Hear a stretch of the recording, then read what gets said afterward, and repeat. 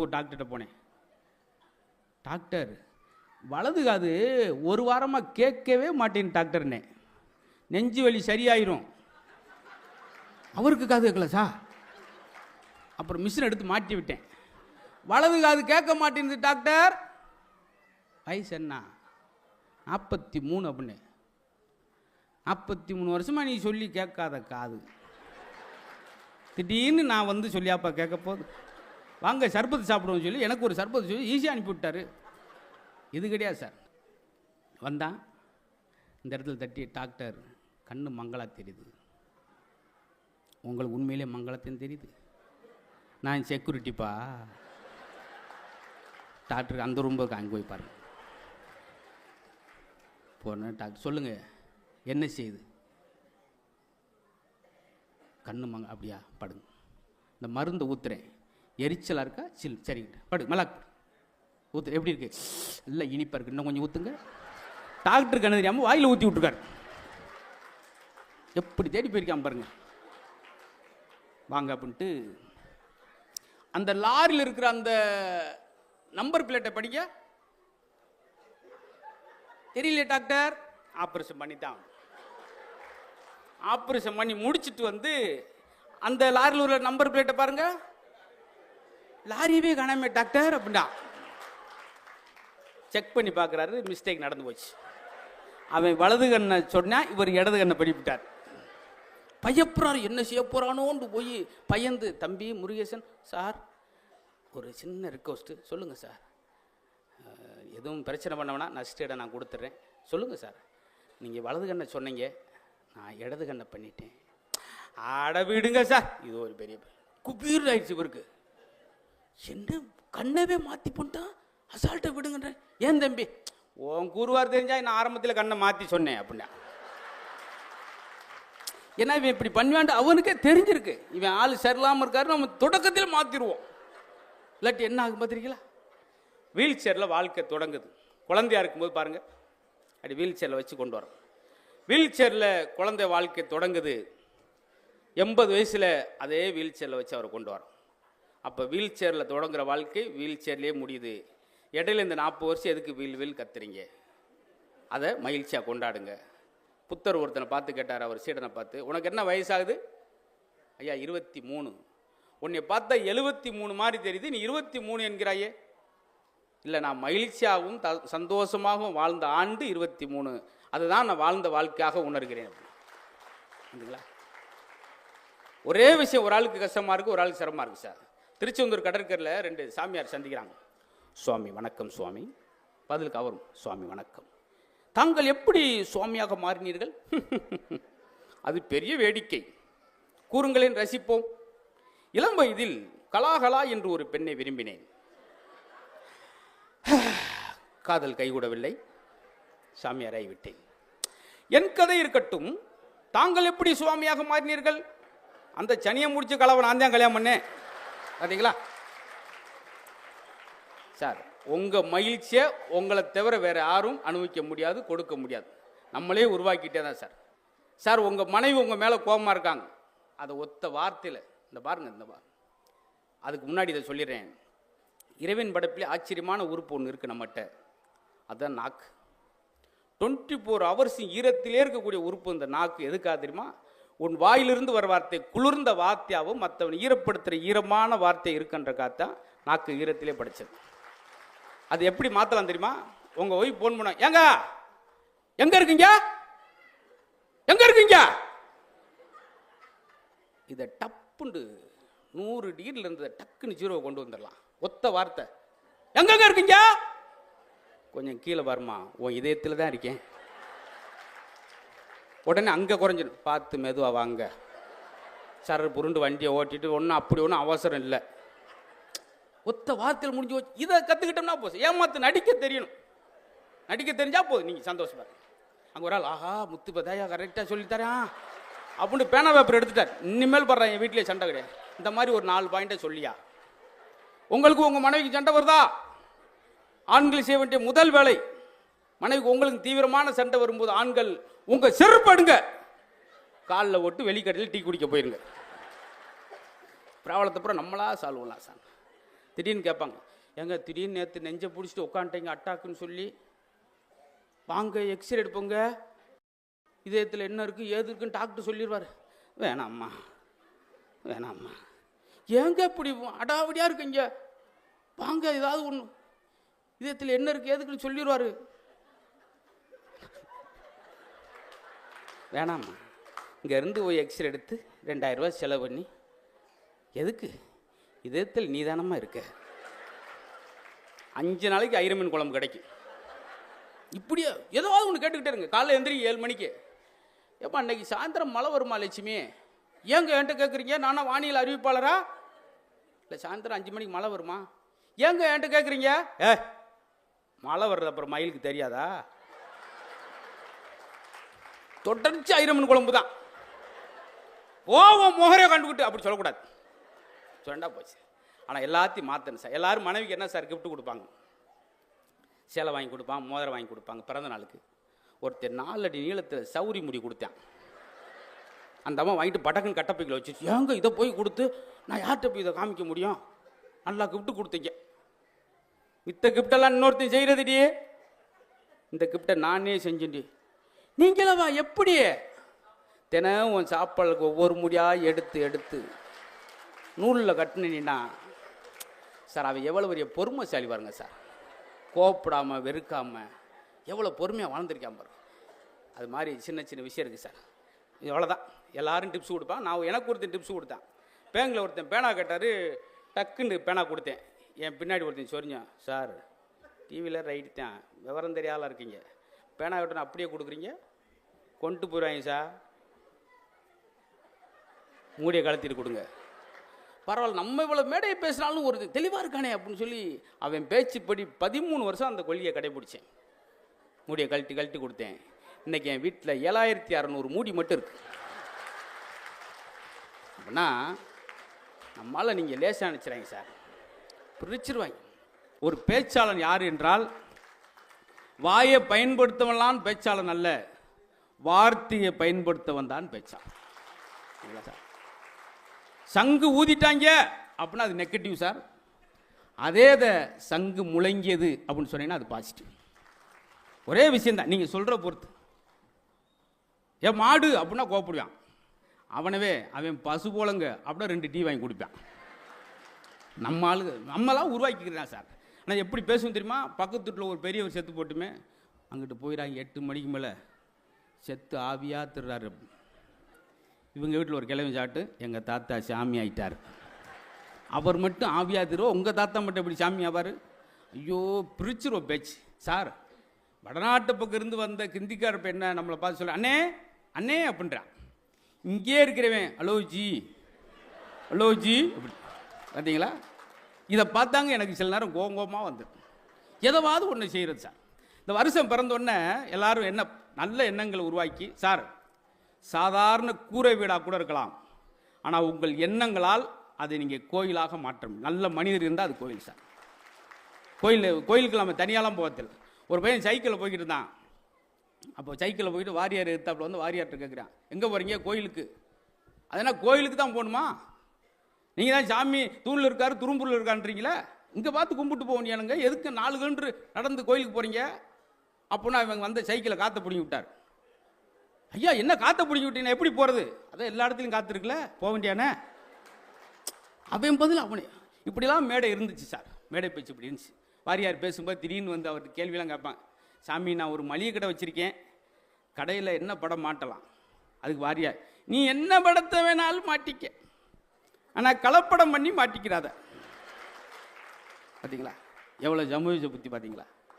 எல்லாருக்குமே sir. MR. Radha அவர்கள் ஒரு பழைய பாண்டியான்ற ஒரு படத்தில் ஒருத்தரை போட்டு அடிச்சுக்கிட்டு இருப்பாங்க. ஏன்னா பெரியவங்களாக இருக்காங்க, அவங்களுக்கும் ஒரு நகைச்சுவை எவ்வளோ நாகரிகமாக இருந்துச்சு அப்படின்றக்காக சொல்கிறேன்.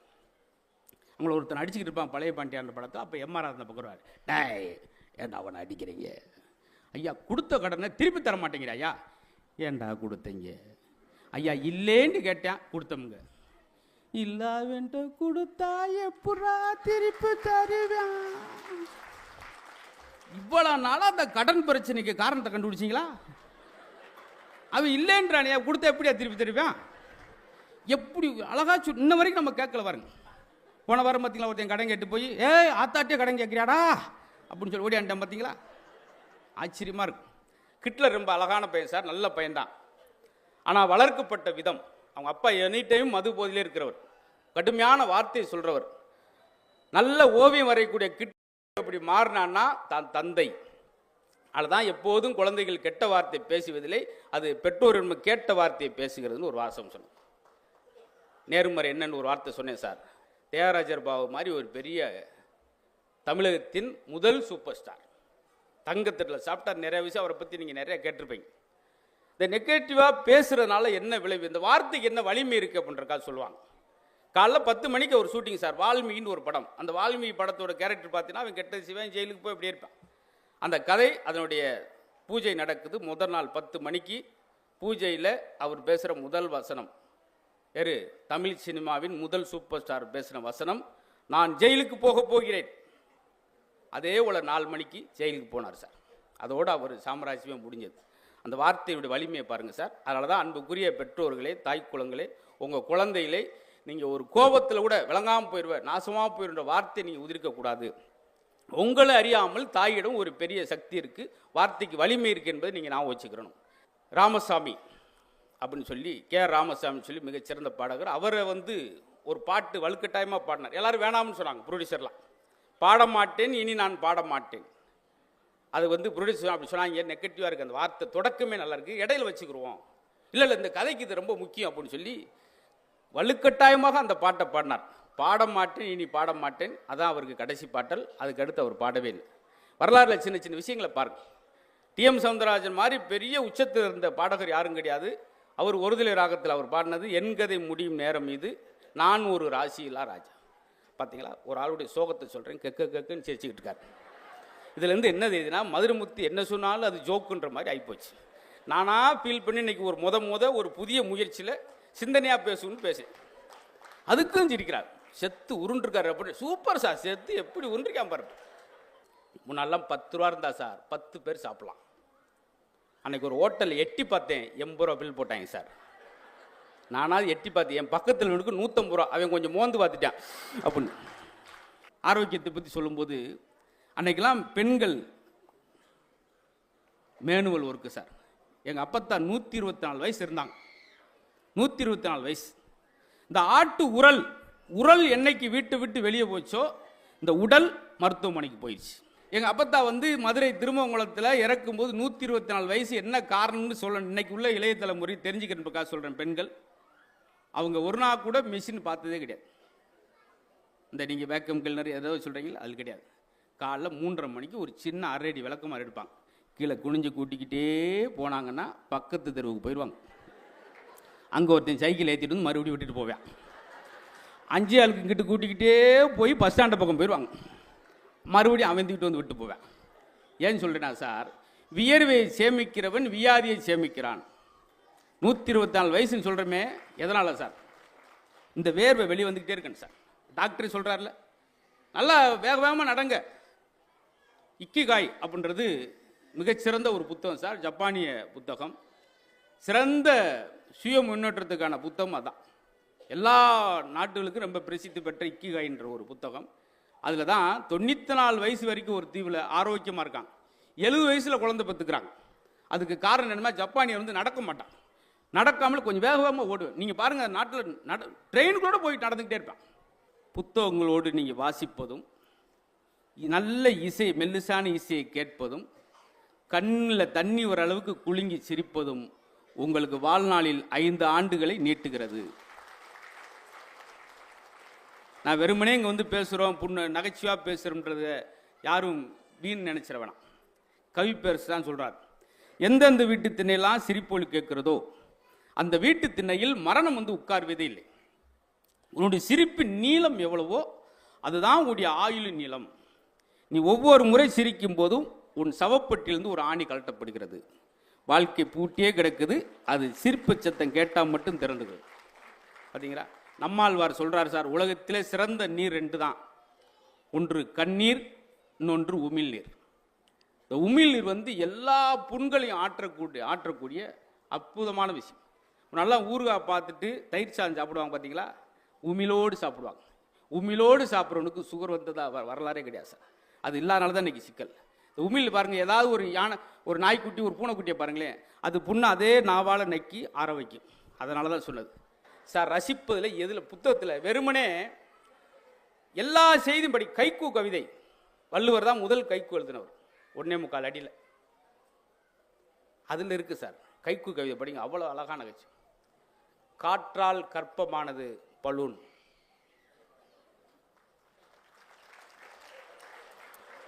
ரொம்ப சூடேறி அங்கே 3.25 கிலோமீட்டருக்கு அங்கிட்டு ஒரு ஆள் கைதட்டி, அதை இவர் இங்கே பார்த்துட்டு இவர் எதுக்கு தட்டான்னு இவர் யோசிச்சு, அப்புறம் ஒட்டு மொத்தமாக நீங்கள் சேர்ந்து கைதட்டங்குள்ளி நான் செங்கல்பட்டு தாண்டி செவனேன்னு போய்கிட்டு இருப்பேன். என்ன காற்றால், அது நீங்கள் ரொம்ப சொன்னாதான் கேட்க மாட்டேங்கன்னு சுருக்கி சொன்னேன், அதுக்கும் சுருக்கிட்டீங்க. முன்னாலாம் நாங்கள் தம்பியெல்லாம் அசத்த பேரில் பார்க்கும்போது நீளமாக நகைச்சி சொல்லுவோம். இப்போல்லாம் கேட்குற நேரம் கிடையாது, எந்திரிச்சிடறேன். அன்றைக்கெல்லாம் பேசியிருக்கேன், முன்னுக்கு ஒருத்தர் யூடியூப் பார்த்துக்கிட்டே இருக்கேன், என்ன இந்த ஜோக்கை விட்டுட்டீங்க பாருங்க, அதை தாண்டா நேரடியாக சொல்லிக்கிட்டு இருக்கேன். இப்போ எல்லாமே நானும் கைக்கூ நகைச்சா சொல்ல ஆரம்பிச்சிட்டேன். எங்கள் தாத்தா பொசுக்குன்னு போயிட்டாரா, அப்புறம் பொசிக்கிட்டோம், இந்த மீட்டருக்குள்ளே தான் இப்போ சொல்கிறேன். அப்படி இருந்தால் அப்படி ஆயிடும். ஆக நேர்மறை என்னை குழந்தைக்கு சார் நான் ஒரு விஷயம் சொன்னேன், எப்படி பாசிட்டிவான விஷயத்தை உருவாக்கிக்கிறேன் சார் நெகட்டிவ்க்குள்ளே. கொரோனா வந்துருச்சு, எல்லாம் அவதிப்பட்டீங்களே. இந்த இடத்துல ஒரு விஷயத்தை சொல்கிறேன், அதில் ஒருத்தர் எனக்கு ரொம்ப பிடிச்சிச்சு, நீங்கள் கைதிட்ட போகிறீங்க. கொத்தா முடியா சார், இங்கே 400 500 எந்த நியூஸ் போட்டாலும், எந்த டிவியில் போட்டாலும் 400 800 500 பேரா கூட்டிக்கிட்டே இருக்கு, பாடியாக கிடக்கு. அதில் ஒருத்தன் இந்த ஆளுக்கு மெசேஜ் பண்ணுறான், ஊரெல்லாம் பரவுது கொரோனா, நான் உன் கனவுல வர்றேனா. இவனை எனக்கு ரொம்ப பிடிச்சிச்சு சார். எதை பற்றி அவன் கவலைப்படல பார்த்தீங்களா.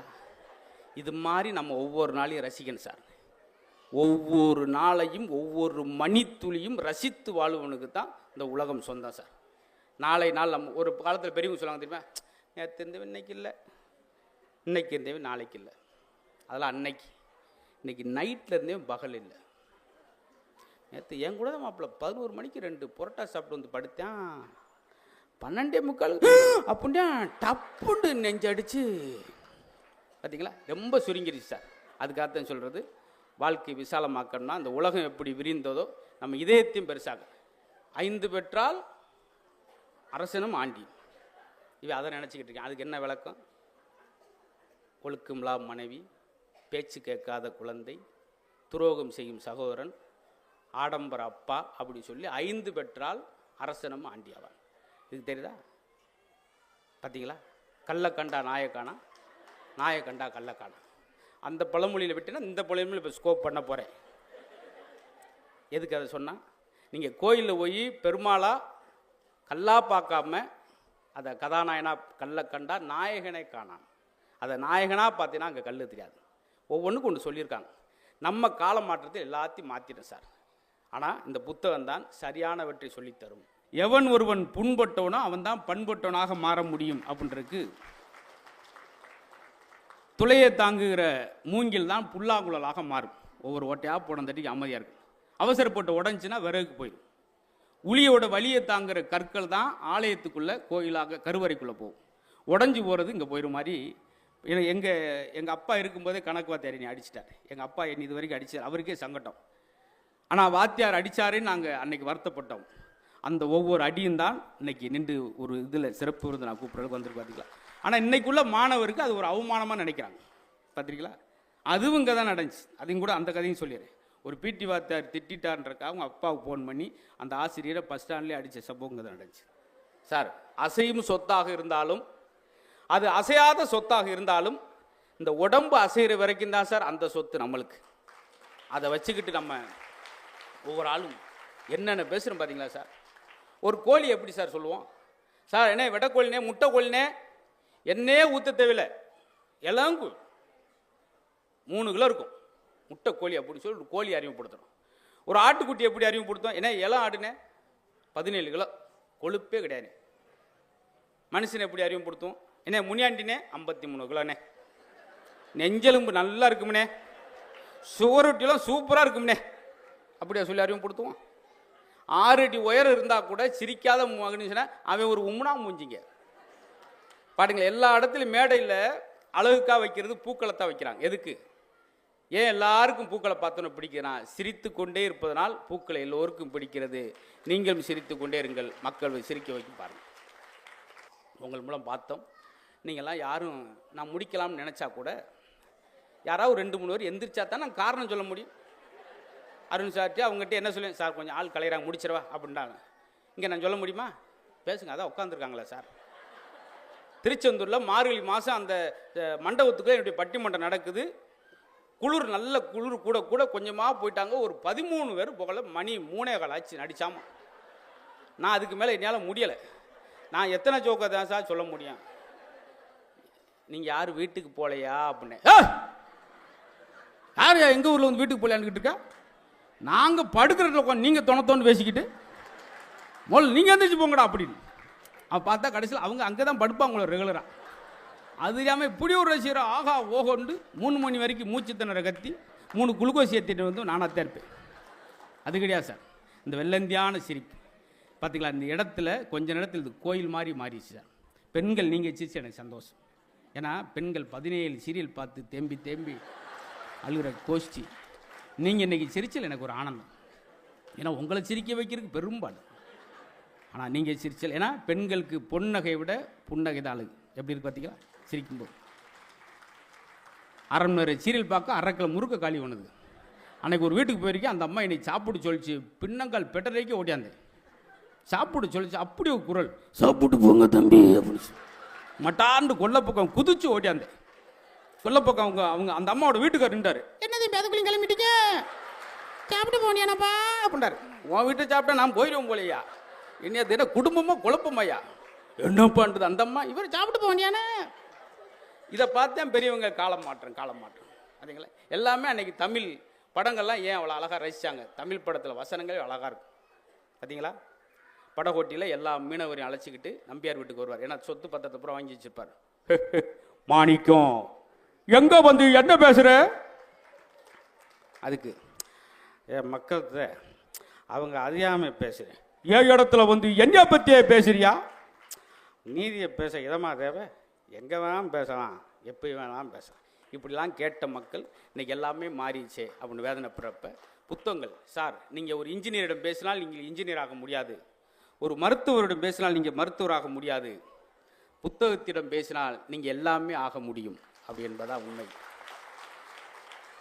உயிருள்ள மனிதனை நண்பனாக பெற விட உயிரற்ற புத்தகத்தோடு பேசி பாருங்க சார். ஒவ்வொரு பக்கத்துக்கு என் தம்பி சொன்ன மாதிரி துப்பாக்கியிலிருந்து வரும் தோட்டா ஒரு முறை தான் வெடிக்கும். புத்தகத்தில் ஒவ்வொரு பக்கத்திலும் வெடிக்கும். உங்கள் குழந்தைகளுக்கு படிக்க சொல்லிக் கொடுங்கள், வாசிக்க கற்றுக் கொடுங்கள். புத்தகத்தை வாசிக்காமல் அதை நேசிக்கவும் நல்லா யோசிக்கவும். இது மாதிரி ஒரு பெரிய உலகத்தவே மாற்றக்கூடிய பெரிய ஆயுதம் புத்தகம் என்று சொல்லி ஜூலியஸ் சீசர் சொல்கிறாரு.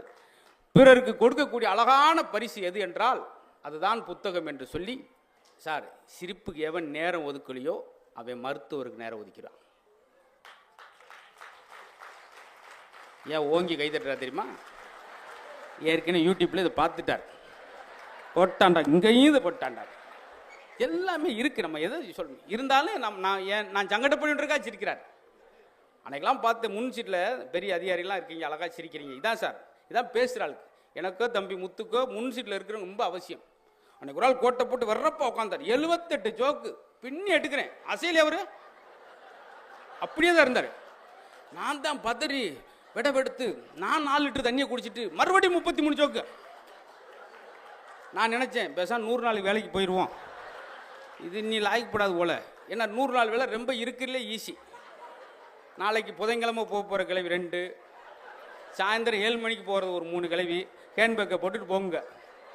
போய் புள்ள முழுசாக பிடிங்கிறாதுங்க. மேலாப்பில் பிடிங்கிட்டு டயர்டாக இருக்கடி வேப்ப மரத்தில் உட்காருங்க. பிரசண்ட நாள் வடை வாங்கிட்டு வர சொல்லிடி. எக்கா அவன் வடை இல்லைன்றான், அடுத்த வருஷம் அவனுக்கு ஓட்டு போடாங்கடி.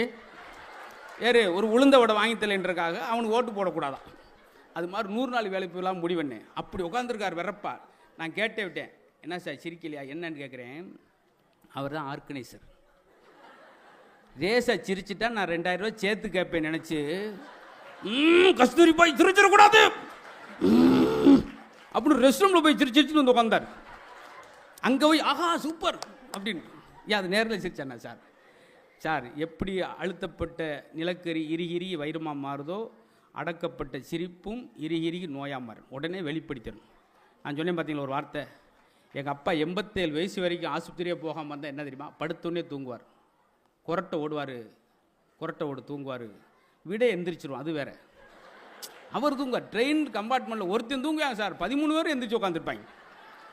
சில நேரம் அவன் கொரட்டில் அவனுக்கே தூக்க வர, யாரு அப்படின்னு இருக்கான், ஓ நீதாயா, நான் தானா, என்னங்க என் குரல் எனக்கே கேட்குது, அப்படியெல்லாம் ஆச்சரியப்படுத்துகிறவெல்லாம் இருக்கான். அது மாதிரியெல்லாம் இல்லாமல் நீங்கள் இதான் சார் உங்களுக்கு சொல்கிறேன், மனசு விட்டு இத்தனை மேடை போடனால கணிச்சனால சொல்கிறேன், உங்களுக்கெல்லாம் குறைஞ்ச 110 வயசு பார்த்தீங்களா, அப்படி சிரிச்சிங்க. அதனால் இதே மகிழ்ச்சி, இதே ஆனந்தம் ஒவ்வொரு புத்தக திருவிழாவிலும் உங்களுக்கு கிடைக்கணும். ரொம்ப அறிஞர் பெருமக்கள் வந்து இந்த மேடையில் பேசுகிறாங்க, அத்தனையும் பயன்படுத்தி கொள்ளுங்கள். நான் ஒரு வார்த்தை சொன்னேன், அது எவ்வளோ உண்மைன்ற பார்த்துங்க. ரொம்ப பிரமாதம். என்கிட்ட வந்து 7,30,000 ஜோக்கு இருக்குது, அத்தனையும் சொன்னால் நீங்கள் வாட்டு உட்காந்துக்கிட்டே இருப்பீங்க. முத்துக்குமரன் நினைப்பார், ஏன்னா நானும் பேசியிருப்பேனே அப்படின்னு. இருந்தாலும் எல்லாமே தேன் மாதிரி அளவாக இருக்கணும். கொஞ்சம் நகைச்சியோடு நாங்கள் போனால் தான் அடுத்த வருஷம் எங்களை கூப்பிடுவீங்க. எல்லா நகைச்சியும் சொல்லிட்டேன்னா எல்லாம் முடிஞ்சு அப்புறம் எதுக்கு நினைப்பீங்க. அதனால் வேணும் பேச்சுக்கலை, அருமையான கலை. அது எனக்கு ஒரு எளிய கிராமத்தில் பிறந்து படிப்பறிவில்லாத அம்மா என்னை இந்த அளவுக்கு கொண்டு வந்திருக்காங்கன்னா, அம்மா வந்து எனக்கு உலகத்துக்கு அறிமுகப்படுத்தினாங்க. இந்த தமிழ் தாய் தான் எனக்கு உலகம் மட்டும் இல்லாமல் எல்லா நாட்டுக்கும் அழைத்திட்டு போனது. அதற்கு காரணம் புத்தக வாசிப்பு. ஒரு பஸ் ஸ்டாண்டில் நின்று ஒரு கடலைப்பருப்பு வாங்கி குறித்தா கூட அந்த கடலை குறிக்கிறோட அதில் நான் பேப்பரில் எழுத்த குறிப்பேன். அதில் எங்கேயாவது நகைச்சுத்தூண் இருக்கான்னு தேடுவேன். அந்த ஒரு சின்ன விஷயம் என்னை இவ்வளோ வருஷம் மாற்றினதுக்கு காரணம் புத்தகம் என்பதை என் வாக்கு மூலமாக சொல்லி உங்கள் குழந்தைகளுக்கு சொல்லிக் கொடுங்கள். எப்போது அன்போடு இருங்கள், பாசமாக இருங்கள், நேசமாக இருங்கள் என்று சொல்லி திருவள்ளூர் மக்களை அத்தனை பேர் அன்போடு வணங்கி உங்களிடம் அன்போடு விடைபெறுகிறேன். நன்றி.